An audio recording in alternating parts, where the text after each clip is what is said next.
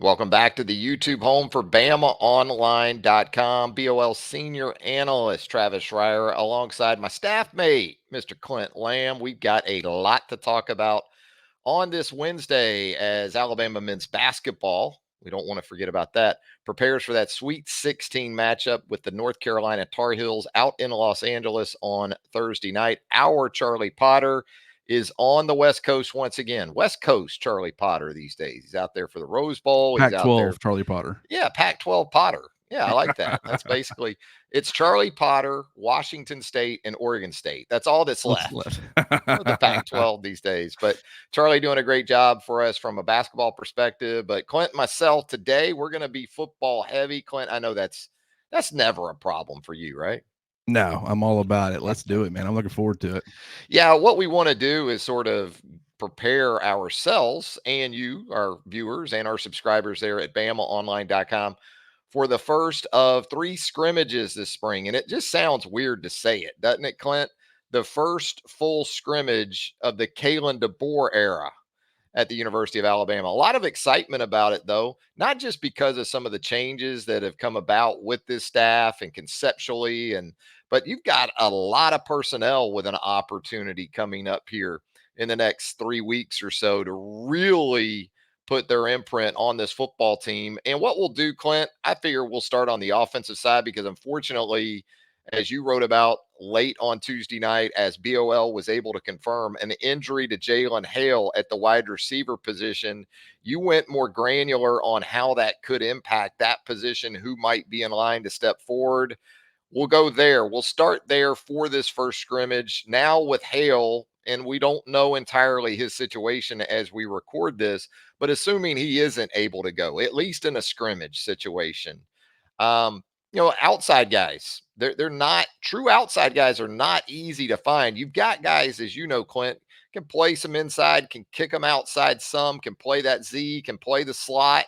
But that's the thing about Jalen Hale. When you talk about speed, when you talk about skill set, measurables, yards per catch a year ago, he's a true outside guy. Yeah, he really is. And I think that, his ability, I think he's a more nuanced route runner than people realize. But his biggest impact as a freshman came in that vertical passing game in a lot of situations. And just his ability, he's not the fastest player on the team, but it's more so his ability to win contested catch situations downfield. Like he's not an overly big guy. He's like 6'1, about 100, and I think he listed at 189, 190, something like that. So not overly big, but just whether it be in high school, we saw it at Alabama in that Ole Miss game where he was able to go up in the back of the end zone and come down with a touchdown catch. That's something that he brings to the table. And I think when you look at Kalen DeBoer's offense and the fact that it is like to kind of stretch defenses vertically, I think that, Jalen Hale being a guy who can predominantly play on the outside was, or is going to be huge for Alabama's offense. And that's what we need to determine. How long is Jalen Hale going to be out? How serious is the injury? And we don't know. So it's kind of difficult to talk about the exact impact. Like, are we talking about for tomorrow's scrimmage only? Are we talking about for the rest of the spring? What does things look like? What does it look like in the summer? Or is it, something where it's like, what does Alabama do come the fall at wide receiver with the potential, season ending injury? We just don't know at this point. So it's hard to speculate. But what we can do is go ahead and start talking about some of these other options. And that's something that I've kind of looked at too, is just the outside options. Because when you look at pure on ball X receiver types, there aren't too many of them on this Alabama roster. There are guys who can play it. There's a lot of guys who are really, I would say, more ideally suited inside in the slot, but you're going to see them moved around quite a bit. I mean, Bernard is not going to be exclusively a slot guy. He's going to spend a huge chunk of his snaps on the outside. But is he an on-ball guy he is very physical? He's a bigger guy, but he's a guy that you like to get in motion, do different things with. Now you have Kendrick Law for that type of role. So, how do they end up using Bernard? What is Caleb Odom? How much of an impact can he make in year one? I think, with this Hale injury, he could have some extra added opportunities because he's got that size, that length, that physicality and on the outside. And I just don't know how much of that Alabama has right now. But what I will say is that would be a much bigger concern in the offenses that we've seen at Alabama in the last couple of years. But with Kalen DeBoer, a guy who likes to scheme things up. I mean, Alabama in the last few years, really since Sark left, it's been an offense that really just, we got better players. That's not how Kalen DeBoer is going to operate. He's going to have better players than 98% of the other teams that Alabama plays, but he's also going to be a guy who schemes things up and, creates opportunities for his receivers. So I think that's an important difference as well. It is, and I loved about Jalen Hale as a true freshman, which you just talked about earlier, his ability to go up and win on contested balls. It was very instinctive to him. It looked natural to him. There are guys that you'll spend 2, 3, 4 years with trying to get them to the point where they can go up and high point and have the strength. For a guy, as you said, doesn't really show that in his body type, kind of like Devontae Smith was. Devontae was the same way. You looked at Devontae and said, this guy's not going up and, going to just make Derek Stingley Jr. look bad in the corner of the end zone at Tiger Stadium. But that's exactly what Devontae Smith did during his time at Alabama. I think Jalen's got some of that. Again, hopefully it's a situation where at worst he's good to go later down the road. If there's a silver lining to all this, it's the timing of it. It's not great in terms of adaptation to a new offense and those kind of things. But if you're an outside receiver, you can play in pretty much any type of offense. A lot of your core responsibilities are going to be the same from offense to offense. And so Caleb Odom, size wise, a guy you look at and say, yeah, you can put him on the outside. There's different ways to win at that X position. And then Ryan Williams is obviously the easy answer to all this. But in this particular situation that we're outlining, that's not feasible right now. So just in terms of versatility, I think you hit on it. Kendrick Law, Jeremy Bernard, I think of them as almost hybrid slot Z types, off the ball, maybe more than on it. And brings me around to Emmanuel Henderson. I mean, we heard just yesterday from Jamarcus Shepard. What's the one of the key attributes you think about for an X, a true outside guy? That's the ability to run. And we know E-Man can do that, Clint. Yeah, he certainly can. And one of the things about Jalen Hale that I was impressed with, more impressed than I thought I would be in his freshman season, and it's something that's very important in this Kalen DeBoer offense, and that's the ability to block out on the perimeter. Like, the screen game is so important to this offense, and you've got to be able to get guys who can block effectively out there on the outside. And I mean, I think Kendrick Law can do that. I think Bernard can do that. Kobe Prentice has showed a little bit of that. You look at a guy like Caleb Odom, who had some people thought he would end up at tight end. He still could, depending on how he develops, but he might be an undersized tight end, but he's a jumbo size receiver. And he's got some of that blocking ability out there on the perimeter. And so, you look at Jalen Hale, I was impressed with some of the blocking that I saw from him, or at least the effort. And I think that really helped him get on the field. Obviously, it was what he brought to the table as far as, adding a little bit of a different element, winning vertically, but doing it in a different way than some of these other guys. It was also, if you weren't willing to block out on the outside, you weren't going to be playing too much. And so I was impressed with how he developed on that front.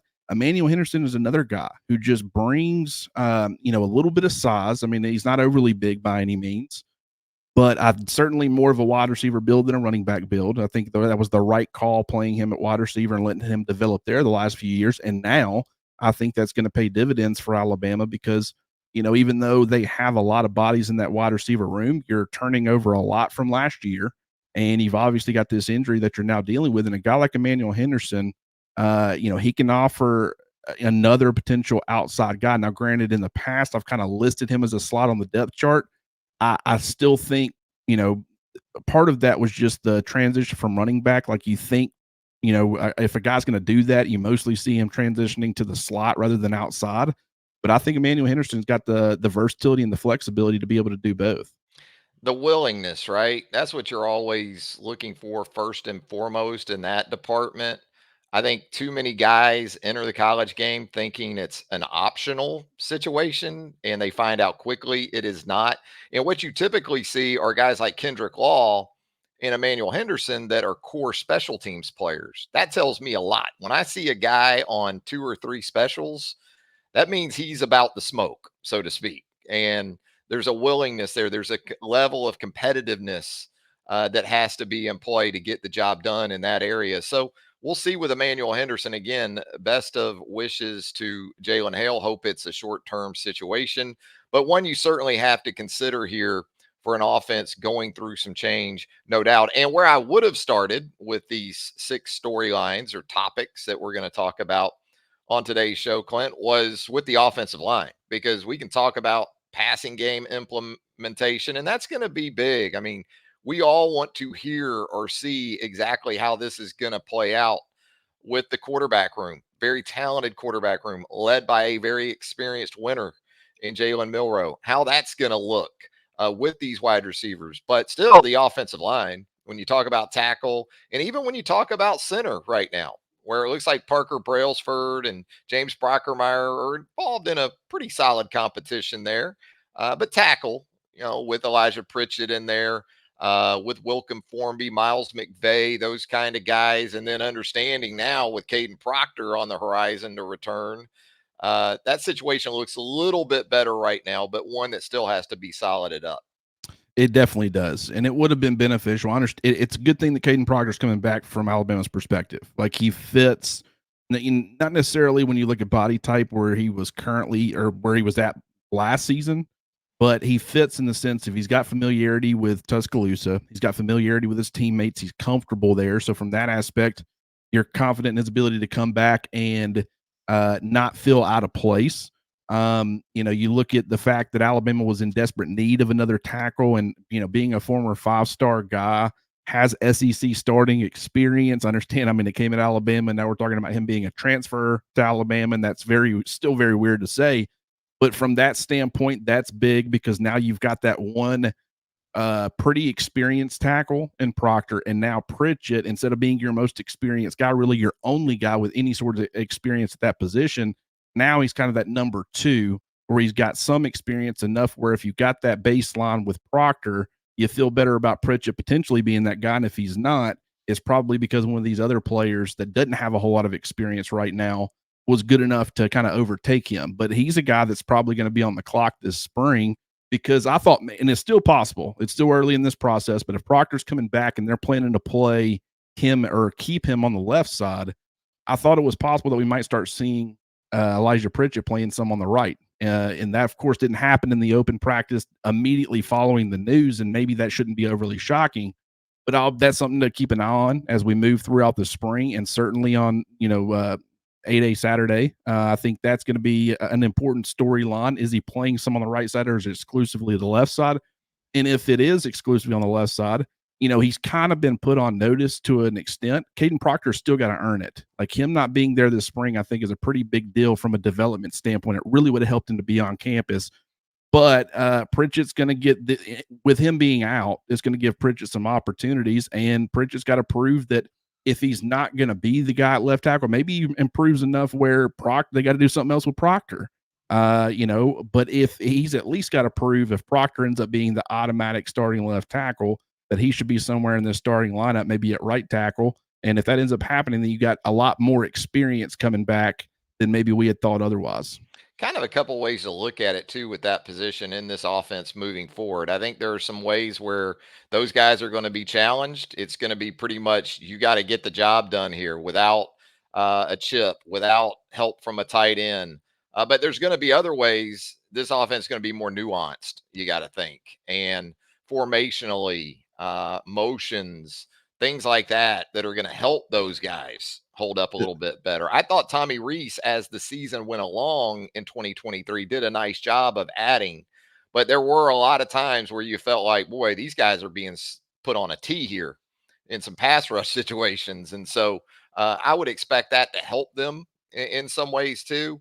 I think another thing too is at least these guys aren't blocking Dallas Turner and Chris Braswell this spring like those guys were asked to do a year ago. Now, that's not to say Q Robinson can't be a problem, because Q feasted as well in that 8A game He did. last April. Keanu Coote did some big things against the offensive tackles on 8A in 2023. So it's not exactly a walk in the park. I mean, Quay Rusal is certainly going to be a challenge throughout this spring. But I guess what I'm saying in terms of Elijah Pritchett, if you're going to get a second bite at the apple, and this should be as good a situation as you could have hoped for. Absolutely. And I think you bring up such an excellent point with the way that the offensive scheme is designed. It kind of protects your offensive line. Do I think Washington had some talent in their front five last year? I absolutely do. Were they talented enough to win the Joe Moore Award on their own? Probably not. A lot of that was scheme based, and the fact that they use a lot of motion, they use a lot of misdirection.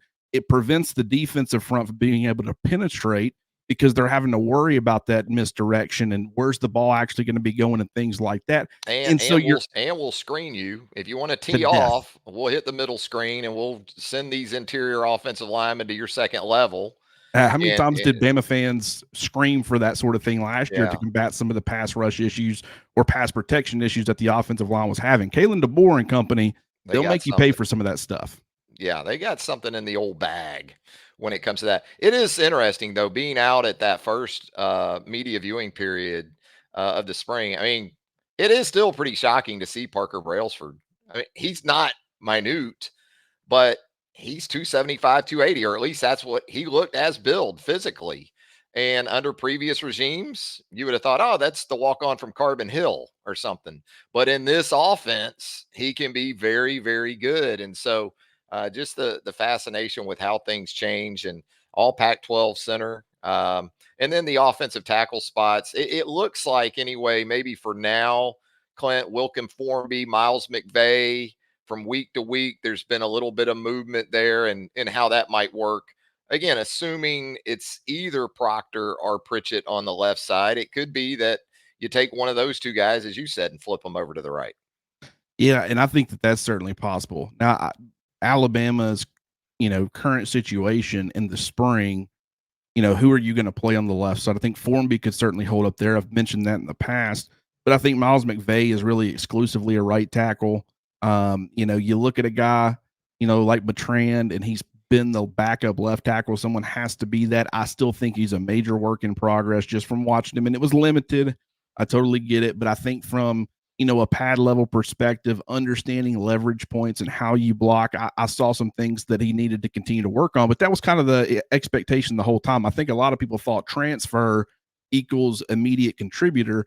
And I think it was more so, and because Bertrand came in when Nick Saban was still there, it was more of we didn't sign any high school tackles. We need numbers there. And this guy, we don't need him to contribute necessarily in year one of him being at Alabama.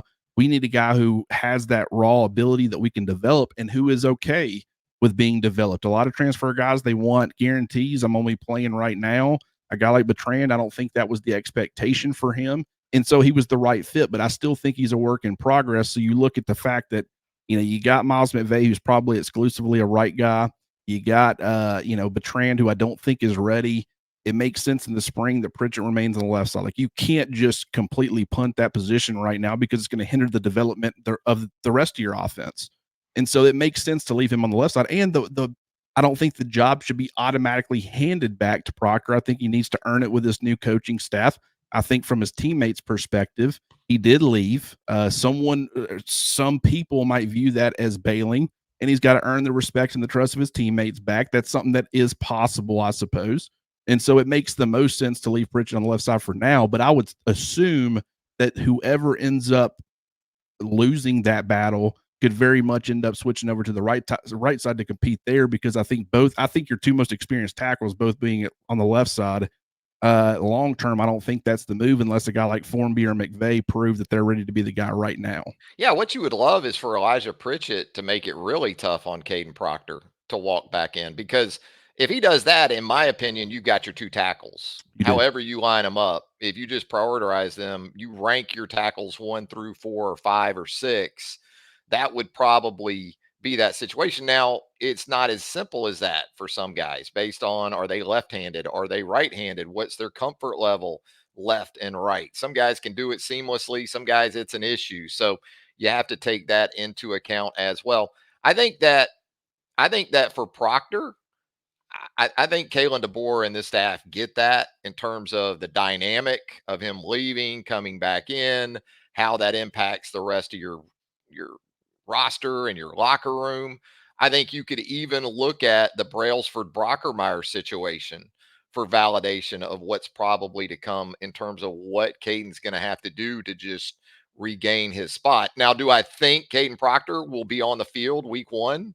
Absolutely, I do. I think he'll be a starting tackle in this offense. But just from what we've seen this spring, I think some people were surprised when we went out there for the first viewing period, and there's Tommy Brocker or James Brockermeyer with the first group. Now they've switched that around a little bit in the time since, but I do think it's an indication of what's probably to come there with Caden Proctor at the tackle. Hey, let's talk pass rush. Let's jump on the other side of the ball because we talked about Dallas Turner moving on. We talked about Chris Braswell obviously moving on. You've got some veteran presence there with Q Robinson. Keanu Coote is a guy that's kind of flown under the radar. He had some injury issues early on in his time at Alabama, but you hear some really positive things. And we talked about this before. Beneficiaries of change sometimes. It can take guys that maybe you've already forgotten about and bring them back into the spotlight. But Quay Rousseau obviously expected to provide some of that out on the edge as well. I just think more in the way of perimeter guys, and I include maybe a Keon Keeley like that, a Jamarian Latham in that, and in this defense too, right? I mean, even the Husky position, you probably are thinking about in that regard. Yeah, I mean, and that's what the Husky. It's more of a slot nickel guy, but also in just the way that the defense operates, due to motion and different things like that, you end up seeing that Husky or that star in Nick Saban's defense being that strong side outside linebacker replacement, 3-4 outside linebacker replacement. Essentially, there's a lot of situations where that player ends up being on the ball, kind of as an edge rusher on the other side. It's played a little bit differently. You're not going to have Brian Branch and Dallas Turner doing the exact same things when they're lined up in that spot. But that kind of is the way that it operates. So it certainly factors into the equation. With Coote, and I think with Q Robinson, both of those two guys, what's so fascinating is with the Wolf position and just what we've learned about it, and the fact that to the boundary side, when numbers are stressed, that Wolf is going to have to drop off the ball. You're going to see some 3-man front looks, but that player has to be comfortable lining up off the ball. And it's not just like 5 or 6% of the time, like we saw with Dallas Turner and Chris Braswell. They did it too. It wasn't very often. With that with that Wolf position, you're going to be seeing it about a third of the snaps, or at least that's what we saw last year from their guy at South Alabama.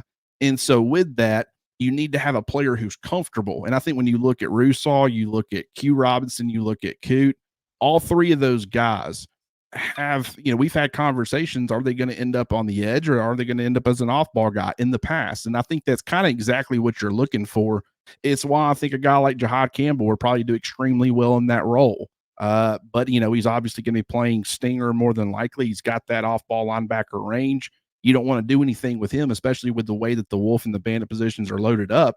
But that's Coote's got to keep an eye on. I think on the other side, we talk about body type and the fact that the Bandit is very similar to the heavy end to an extent.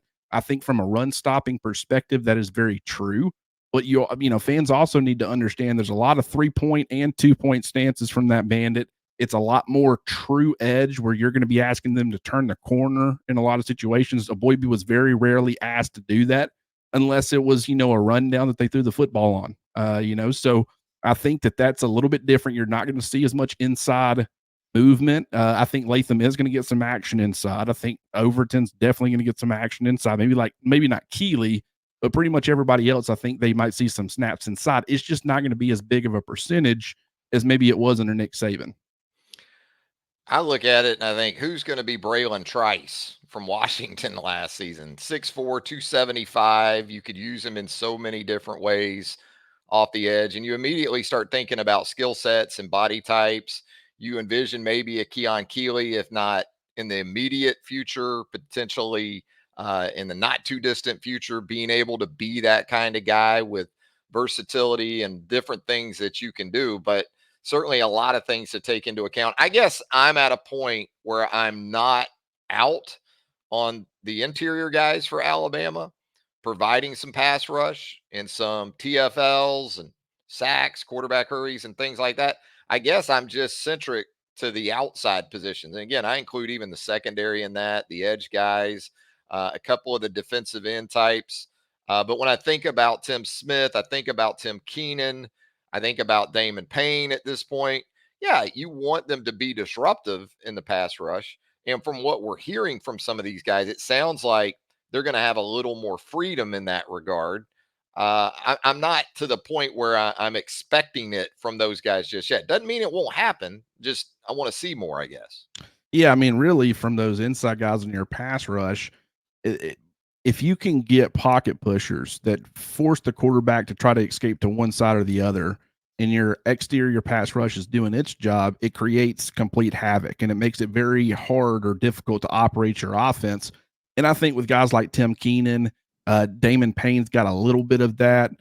Tim Smith has a little bit of that, and I still James think he's Smith, yeah, absolutely James Smith for sure. Probably as far could as be that guy more than any of them. he could, and I still need to see it. I really, I've been talking, and a lot of people have all off season so far about his potential to break out, and I still think that is very much the case that he can. He's got this the everything that you could possibly want or look for in an interior defensive lineman, but you still got to see that next step in that development.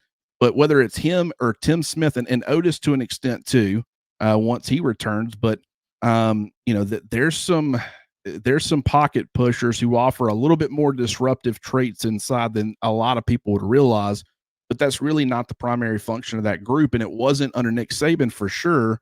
I think it's going to be played a little bit differently under Kane Womack, but it's still, you still got to be able to stop the run. And that's really where primarily Womack kind of lives. And that's where he's very similar to Saban, where it all starts with making offenses one dimensional. It's why they have that band of position play the way that it does, and you don't have two speed edge rushers out there, with Dallas Turner and Chris Braswell every single snap. You want to be able to stop the run on early downs, earn the right to get after the quarterback in passing situations. And, the interior defensive line is going to be a major part of that. LT Overton, a guy we probably need to mention as well for the future. When you Renaud, think, too. yeah, Jordan Renaud. I mean, there are fits that are already on that roster. It's just kind of a matter of becoming more aware of exactly how guys are going to be used and keeping our ears and eyes open in that regard as we get into scrimmage work. Now, when we talk about the back end, that Husky position, as we've already outlined, very, very important to what Kane Womack likes to do on the defensive side of the ball, similar to what Nick Saban had evolved into and his various defensive coordinators with so much more nickel package, but it truly is a staple. There's no, well, 80% of the time Alabama's in nickel. It's pretty much 100% of the time. A lot of the time you're going to have your Husky on the field, put it that way. And so the talk about Red Morgan, I was happy to hear that Devonta Smith still in that mix as a veteran guy who's had some rough luck on the injury front. Love his versatility. Sounds like from an energy perspective, he's been exactly what this new staff had hoped going into a situation with so many young players on the back end. But a couple of options there at the Husky position that we're interested in seeing here coming up. Yeah, and before you actually start seeing it unfold, when you're looking at these positions, it's like, okay, who fits from a skill set standpoint, from a body type standpoint? It's like that's why you're pushing the Tony Mitchells, and I still think he could end up making an impact, whether it be at safety or at Husky. It might be this year, it might be next year. Still think he's going to be a heck of a player eventually. But when you look at the physical attributes of that spot, a guy like Tony Mitchell is immediately going to come to mind. But I think more importantly than size, it's a mentality. You've got to be scrappy. You've got to be willing to mix it up against the run because, you think about the 4-2-5 defense, really that's 4 defensive linemen, 2 linebackers, and 5 defensive backs. That's 6 guys in the box, right? I mean, and you don't want to hand opposing offenses 6-man boxes a ton. So that's why that position, the Husky position, the star position, needed to be that 7th run defender who can hold up well enough to get against the run to be able to keep offenses from being able to pretty much run the football at will. And I think that's something that just from a schematic standpoint, Tennessee did a really good job of a couple of years ago, is they pretty much let Alabama dictate numbers. If you put numbers in the box, we'll throw it. If you if you take numbers out of the box to try to slow down what we're doing to you in the passing game, we've got a couple of running backs that can completely gash you and make you pay for that too. But that is the point of that position. And it's the reason that it's playing to the wide side of the field. Like the Husky and the band, it's going to be, strength is set by field and boundary. To the bandit and the husky are going to be to the strong side, or excuse me, the wide side of the field. And the reason for that with the husky is that's more space to cover. And your husky is going to be a lot better of a cover guy than either your wolf when they're having to play off the ball, or your will linebacker or your stinger linebacker. That's why that position is so flexible and important. And a guy like Devontae Smith, he's only, I think Womack said that he was 200 plus pounds. He was listed at 194 on the roster. So it sounds like he's gained a little bit of weight. He might not have that ideal size that you look for at that spot, but it sounds like he's got the right mentality and the right, work ethic as far as that's concerned. And the same thing with Red Morgan. I mean, that guy looks, he's listed at 175 pounds. We'll probably get an updated roster and he'll be a little bit bigger, but I highly doubt that he's above 185. And yet he's playing that spot and earning some reps with the first team. And I think that's probably because he just plays with a scrappy attitude. He's tenacious, and that's exactly what you want out of that spot. Love to see some Javier Arenas-like production from that Husky position. Javi back in the day at the Star, whether it was coverage, whether it was occasionally bringing some pressure with him, either simulated or real. Javi was perfect in that role many years ago. Corner, you talk about field and boundary. Sounds like initially, anyway, Mo Linguist and this defensive staff wanted to work guys left and right, and then maybe get more into Womack's principles of field and boundary. But with that, it seems like a couple of names have continued to percolate. You would hope that Damani Jackson coming in from USC would be one of those guys at the top of the depth chart early on. It appears that's been the case. And then Xavier Brown as well. Boy, you got a real kind of alma mater duo there from the high school level, I guess, if you end up with those two guys. But still a lot of options. Still some guys with limited experience, but mostly a lot of young guys. Mincy continues to be an intriguing prospect there. Mbakwe, obviously, a guy that you want to see more of moving forward, and versatility still with some of those guys in terms of where you can line them up. Yeah, a lot of versatility, and that's what you have to like about it if you're an Alabama fan. Are we really going to do with Damani Jackson what we did with Kool-Aid McKinstry 2 years ago and Terrion Arnold last year? I've seen a lot of people criticize the way he played at USC and the way that he constantly struggled. And it's like, I totally get that. And just because you saw it out of Kool-Aid McKinstry and Terrion Arnold doesn't automatically mean that Damani Jackson is going to follow suit. So that shouldn't be the automatic assumption either. But to completely write off Jackson based off of how he performed last year, Kool-Aid McKinstry 2 years ago, he struggled, in his freshman season at Alabama. Now, he didn't start. I think he started, 6 or 7 games.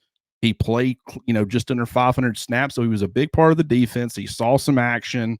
He wasn't a full-time starter for the entire year, but, in the national championship game, in some of those other bigger moments, he kind of struggled. People thought, why was this guy listed as a 5-star? I don't believe in his ability to develop.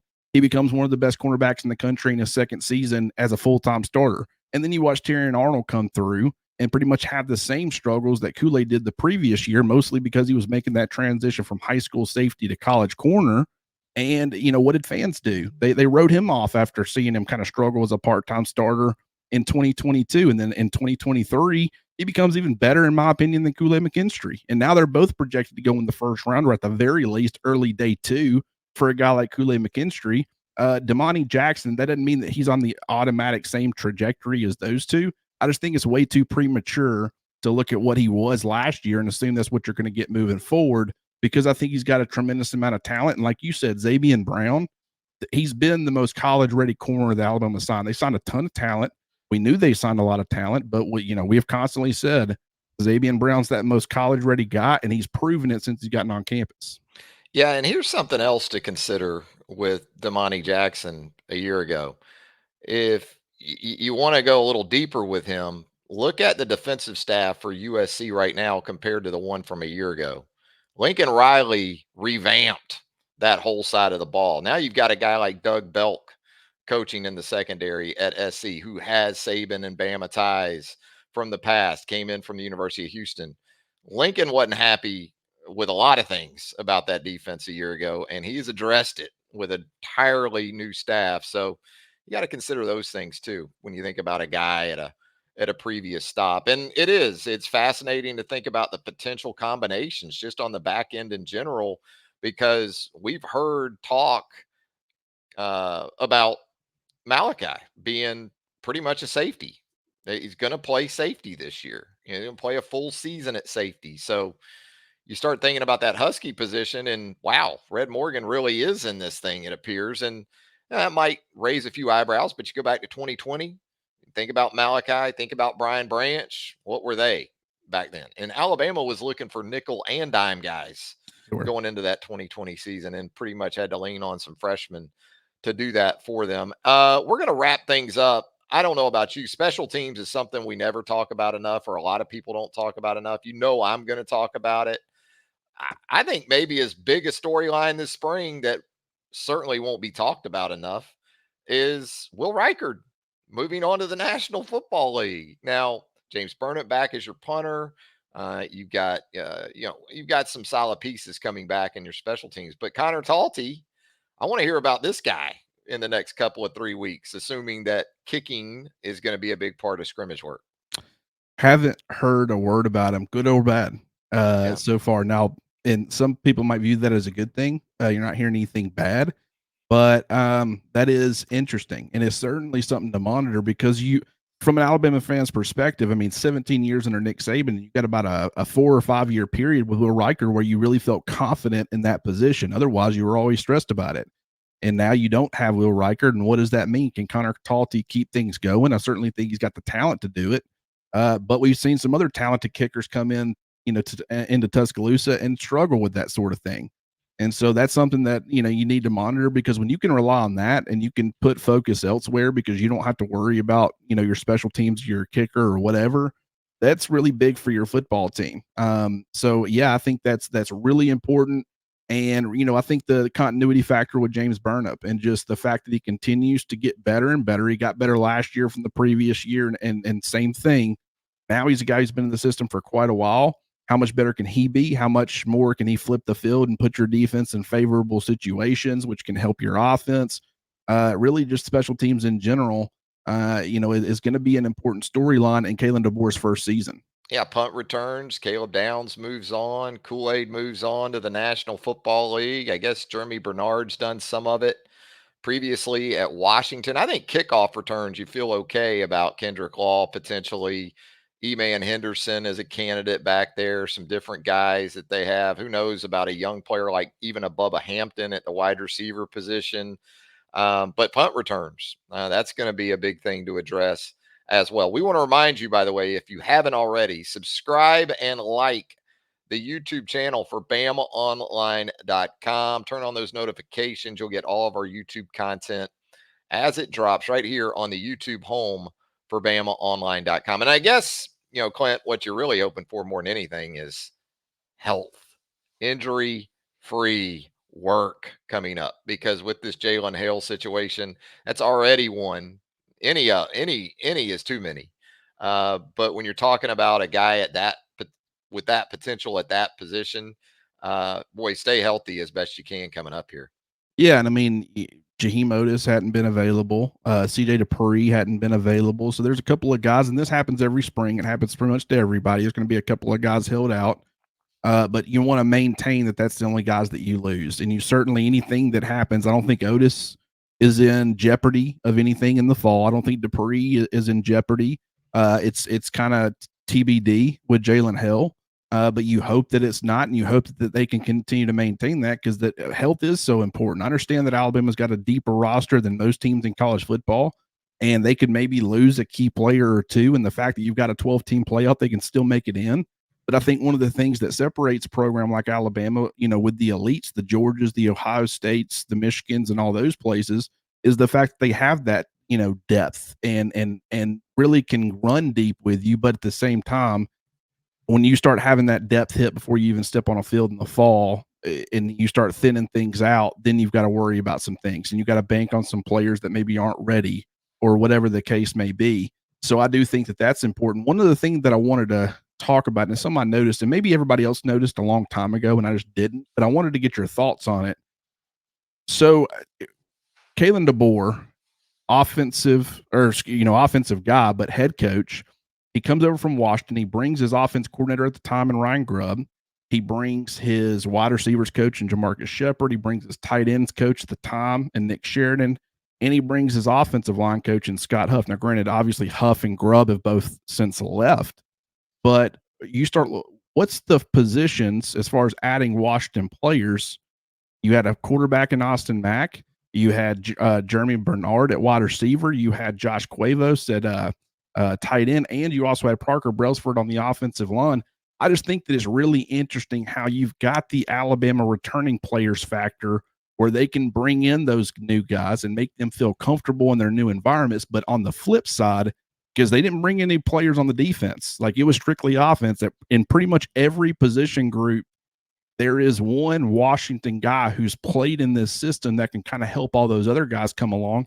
I just think that's so critical. And the one position that they didn't bring the offensive coach over from initially was running back with Robert Gillespie, and he's got his entire room other than adding a couple of freshmen. Yeah, I think that familiarity was important in bringing those guys from Washington and going back to when those guys made those initial decisions. But you think about things that won't surprise you if you hear coming out of this first scrimmage. Those are the kind of guys I won't be surprised by. I will not be surprised if I hear, "Wow, Austin Mack just looks so comfortable." Well, He he's should. got familiarity not only with this scheme but with even some of the guys he's could be repping with in this scrimmage. Same thing for the other guys. So I'm kind of preparing myself for Austin Mack mania, maybe a little bit anyway. And we know how that goes. You get these. It's kind of like that first Monday after the season opener. It's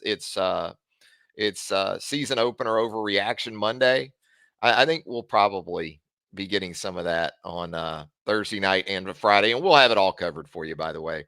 It's also interesting, too, because in terms of what's going to be revealed about the scrimmage, it was very, very, very close to the vest with Nick Saban. We haven't really sensed a lot of that from this coaching staff with Kalen DeBoer. They've been pretty revealing. They've been pretty transparent.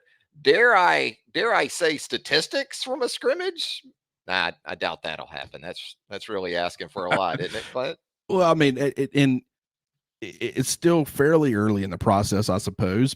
And this is nothing against Nick Saban whatsoever. I think that there was a method to his madness, but there hadn't been one time where I've been sitting in that media room and a media member asked a question, and you got that kind of what do you mean? Like, why are you even asking that? That It's look always to been Josh. yeah, Yeah, and there's been a couple of them that it's like I didn't know what the media person was asking, and I'm like, right. I don't know how you're going to answer this, and then they just dive into it and they give an answer based off their best Unsolicited. interpreted. Yeah, oh Yeah. yeah, and they're Unsolicited. Oh yeah, revealing. he's Peyton Woodyard's working with the twos.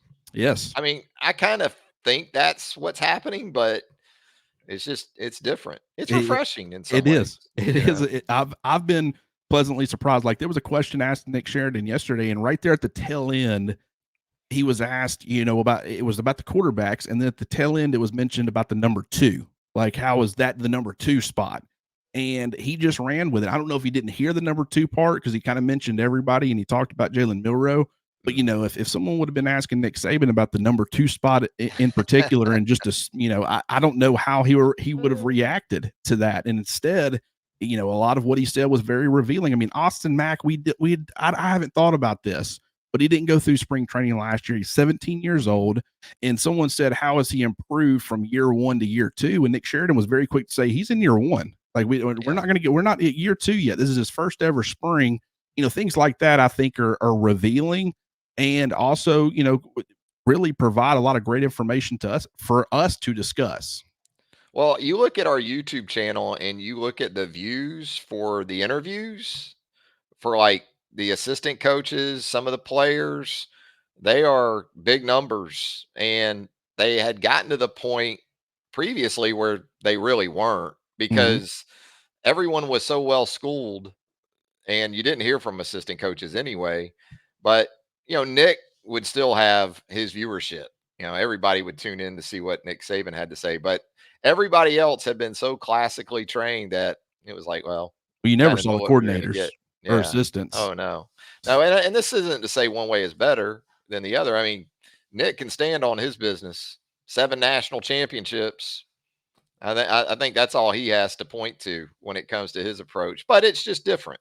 And it's interesting for sure.